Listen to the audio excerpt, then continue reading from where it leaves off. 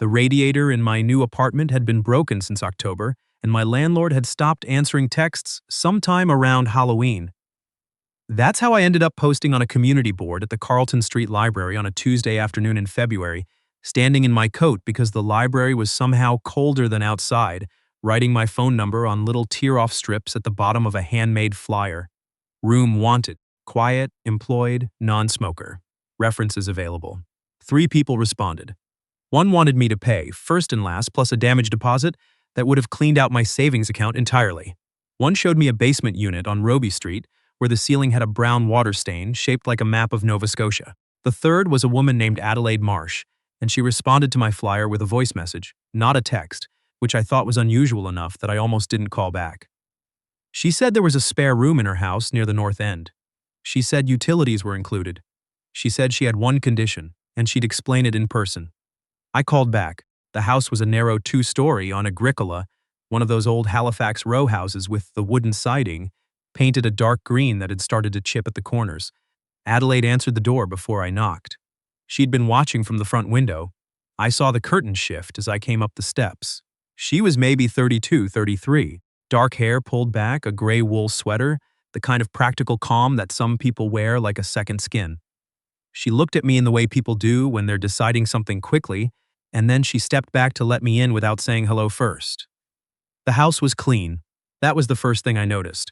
Not the kind of clean where someone tidied frantically before a showing, genuinely clean, like it always was. The second thing I noticed was how quiet it was. No television, no music. A kettle on the stove, not even at a boil. She showed me the room.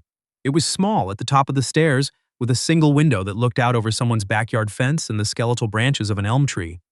There was already a desk in the corner. "I work from home," she said, standing in the doorway. "I do freelance accounting. I keep specific hours. I need the house to be quiet between 8 and noon, and again from 2 to 4. "That's fine," I said. "I'm at the shop until 3 most days." She nodded. "What shop?" "Furniture repair. On Barrington. I restore old pieces mostly." She looked at me again. That same assessing look. "The condition," she said, "is that you don't ask me questions I haven't invited you to ask. About my life, about why I live alone, about anything that isn't directly practical." I wasn't sure what to say to that. I thought about it for a second, actually thought about it, instead of just agreeing automatically the way you do when you want something. "Okay," I said. "Same goes for me." Something shifted in her face. Not quite a smile, but the possibility of one. "Rent's $900, she said, "utilities included. You'd have the upstairs bathroom to yourself. I used the one off the kitchen." It was the cheapest thing I'd seen in 3 months of looking. I knew that. I also knew that her condition wasn't strange to me, the way it might have been strange to someone else. I'd spent the last year after my father died learning how much space a person sometimes needs, and how rarely anyone gives it to them. "When can I move in?" I asked. I moved in on a Saturday. I had a truck bed's worth of things. My tools took up more room than my clothes, which Adelaide observed without comment when I made 3 trips past the kitchen with cases and rolls of sandpaper and a jar of linseed oil I'd sealed badly so the whole house smelled like it for a day and a half. She left a note on the kitchen counter that first evening. "There's soup in the fridge. Second shelf. You don't have to eat it." I ate it. It was good, a white bean and kale thing with a lot of garlic. I washed the bowl and left it upside down on the drying rack. The next morning I found coffee already made when I came downstairs at 7. I poured a cup without saying anything about it. She was at her desk in the front room, laptop open, not looking up. We didn't talk much that first week. We passed each other in the kitchen. I learned that she made coffee at 6:30 and that there was always enough for 2, that she bought the expensive oat milk from the Lebanese grocery 3 blocks over, and that she left the back porch light on if she went out after dark.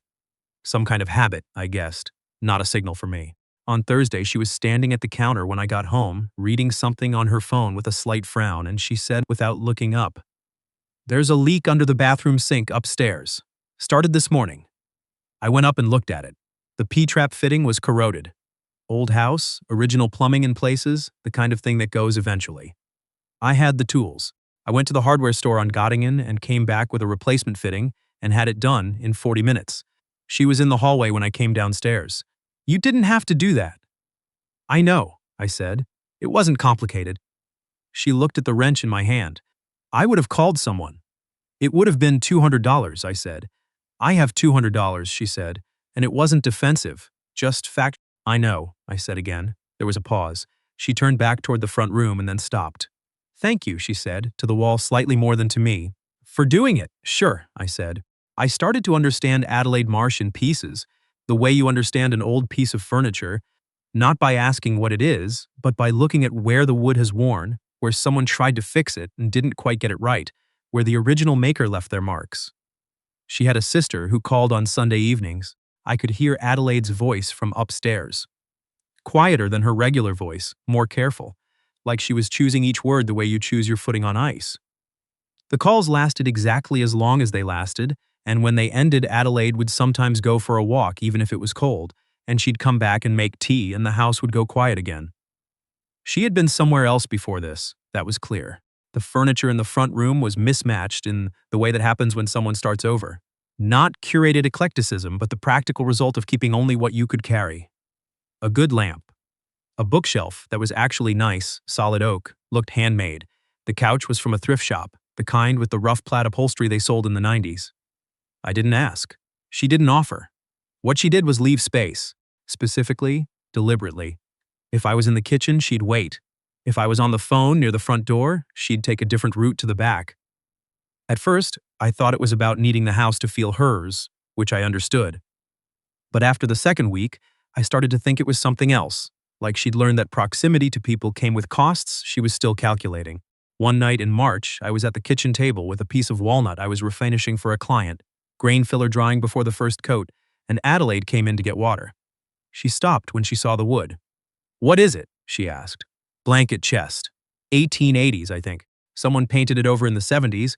Took me 3 sessions to strip it back." She set her glass down and looked at the piece from a distance, the way people do when they want to look but aren't sure they're allowed to come closer. "It's beautiful," she said. "The grain quarter sawn," I said. "See how the rays run straight through? That's why it has that almost shimmery look." She came a little closer. She ran one finger, very lightly, not quite touching, along the edge of the wood without touching the wet section. She did it like someone who knew how to be careful with things. "I used to restore textiles," she said. Then she picked up her glass and left the kitchen. I sat there for a while after that. The moment I understood something had shifted was a Wednesday in late March, and it had nothing to do with anything dramatic. I came home at 4 to find her on the back porch, sitting on the steps in her coat, staring at the backyard, which was still mostly mud and dead grass at that point in the Halifax spring. She had a mug in both hands. She didn't hear me come in, or she didn't react if she did. I got my own coffee and went to the back door. "Mind if I sit?" I asked. She looked up, considered it. "There's only the steps." "That's fine," I said. I sat on the step below her. The yard backed onto an alley and there was a crow on the fence post doing what crows do, which is look at everything like it personally offended them. We sat there for maybe 15 minutes without saying anything. At some point she said, "I used to live in Toronto." "Big change," I said. "That was the point," she said. We watched the crow for another few minutes, and then it flew away, and she went inside, and I finished my coffee alone on the steps, and the yard smelled like mud and almost spring, and somewhere down the alley someone was burning something, not dangerously, just the last of the winter yard waste. April came, and the elm tree got its leaves back, and I could see them from the window of my room when I worked in the evenings. Adelaide started leaving the kitchen door open when she worked at the front. Not open, just unlatched. A small thing. I noticed it. She baked on Friday evenings. That was something I learned. Not elaborate things. Bannock, sometimes, or a simple loaf or oatmeal cookies that she'd leave on the counter in a clean dish with no note. I started leaving things on the counter too. A bag of the good coffee from the place on Quinpool. A lemon I'd bought for a recipe I hadn't made. She never said anything about it. I never said anything about it. It was a language we'd accidentally developed. One Friday, she knocked on my bedroom door. I opened it and she was holding a plate. "I made too much," she said. It was bannock with butter and a small jar of partridge berry jam, which I'd never had before I moved to the East Coast. She watched me taste it with a kind of sideways attention, like she was interested in my reaction but didn't want to be caught caring about it. "It's good," I said. "My grandmother's recipe," she said. She was from Newfoundland. She turned to go back downstairs and then stopped in the hallway. "The chest," she said. "The walnut one. How did it turn out?" I pulled out my phone and showed her the finished photos. She scrolled through them slowly, more slowly than the photos required. "You gave it back to itself," she said. and handed me the phone. I thought about that for a long time afterward. The precision of it. You gave it back to itself. Someone who said something like that had spent time thinking about what things are underneath, what's been done to them. I don't know exactly when I started to understand what Adelaide was carrying, but I think it was the Sunday in May when her sister's call came at the usual time and then stopped after 3 minutes. I was in the kitchen. I heard the call end. I heard the front room go very quiet. After a while, I heard the sound of her closing her laptop. She came into the kitchen and stood at the counter with her back to me. She didn't make tea. She didn't get water. She just stood there for a moment, holding the edge of the counter. "You don't have to talk about it," I said. She turned her head slightly. "I know," she said. "That's why I'm still in the room." It was one of the most precise things anyone had ever said to me. I'm still in the room because you're not going to make me say anything I don't want to say. I'm still in the room because safe is not what I expected and I'm still learning what to do with it. I made tea. I put a cup at her end of the counter and went back to what I was doing, which was nothing in particular, but I stayed in the kitchen. She picked up the cup. She sat down at the table. After a while, she said, "My sister thinks I left Toronto because of someone. She's not wrong, but she thinks it's the whole story." I didn't ask what the rest of it was. "There was a job," she said, eventually. "I was the lead on a major project. I made a mistake. A real one. Not catastrophic, but significant. The kind that costs people money and costs you the room you've built for yourself in a place over 5 years." She looked at the tea, and the person I was with at the time made it clear, not loudly, not in one conversation, but over about 3 weeks of smaller and smaller cruelties, that he didn't want to be attached to someone who might be failing. The kitchen was very quiet. "I'm not failing now," she said. It wasn't for me. It was something she was saying to the room. "I know," I said. She looked up. "I can see that," I said, "for whatever it's worth." She was quiet for a long time. She turned the mug in both hands the way she always did, a small rotation. "It's worth something," she said finally. "The summer came the way Halifax summers do, sudden and salt-aired and brilliant, the kind of light that makes you forget the winters exist." Adelaide started leaving the front windows open. The house stopped being so quiet and became instead the particular kind of full that comes when you stop managing silence and let sounds in. I was repairing a chair in the backyard one evening. Cane seat, needed complete reweaving, and she brought 2 glasses of iced tea out, without being asked, and sat on the porch step and watched me work. "How do you know how to do all of this?" she asked. "My dad," I said. "He had a shop in Pictou when I was growing up. I basically grew up in it. Is he still there?" "He died last year," I said. She was quiet for a moment. "I'm sorry." "He had a good life," I said, which was true. He made things and fixed things and knew everyone in town, and he died in his own house, which is what he wanted. Adelaide looked at the half-finished chair in my lap. "Is that why you do it?" she asked. "The restoration work?" I thought about it honestly, which I don't always let myself do. "Partly," I said. "Also because there's something satisfying about a thing that was almost lost not being lost." She looked at me. Not the assessing look from the first day, something more open than that. "Yeah," she said, quietly, like she was agreeing with something slightly larger than what I'd said. "We stayed out until the light went gold, and then pink, and the street got that evening sound of kids being called in, and someone's screen door, and a dog somewhere." She went inside first. I sat there a few more minutes, the chair in my lap, thinking about nothing in particular, which is sometimes how you know you're okay. There was a moment in August that I'll probably always remember, not because anything happened exactly, but because of what almost did. We'd gotten into the habit of cooking on Sunday evenings, not together, exactly, but in the same kitchen at the same time, orbiting each other, using different parts of the counter. That night she was making something with salmon, and I was doing a pasta, and the kitchen smelled like both at once, which was not bad, actually. She dropped a bowl. It didn't break. Thick ceramic, bounced on the linoleum, but she startled hard and then stood very still, looking at it on the floor. I picked it up and handed it to her without making anything of it. "I do that," she said. "When I'm tired." "I know," I said. "You've been working long hours this week." She looked at me. "You notice things," she said. It wasn't quite an accusation. "Occupational habit," I said. "I look at how things are put together." She turned back to the stove. After a few minutes, she said, without turning around, "I think I'm going to take on a full-time client. A firm in Halifax. It would mean going into an office 3 days a week." "That's good," I said. "It's terrifying," she said. "That's usually how good things feel," I said. She laughed, actually laughed, a real one, short and surprised at itself. I hadn't heard her laugh like that before. It was a good sound, It suited her better than I would have expected, which is its own kind of information about how long she'd gone without doing it. I'm not going to tell you we fell in love. That's not what this is. Or maybe it is eventually, I don't know. The future has its own ideas, and I've learned not to negotiate with it too early.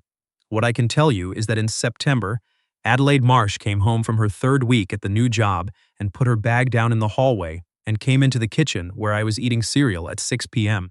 like an adult who is fully given up, and she said, "There's a woman in my office who asked today if I lived alone." "What did you say?" I asked. "I said I had a housemate," she said. She paused, and then I said, "He's good at fixing things. He stays." She went upstairs. I sat there with my bowl of cereal and the spoon halfway to my mouth and the kitchen window going dark behind me, and I thought, that's the whole thing, isn't it? Not the grand gesture, not the speech, just he stays. My father used to say the best thing you could do for a piece of furniture that had been through something was to stop trying to make it look like nothing had happened. Work with the grain, he'd say. Let the repairs be visible if they have to be. The ones that last are the ones that are honest about what they're holding together. I think about Adelaide Marsh and how she came to this house already knowing how to be careful and already knowing how to be alone, and how those two things are not the same, even though we treat them like they are.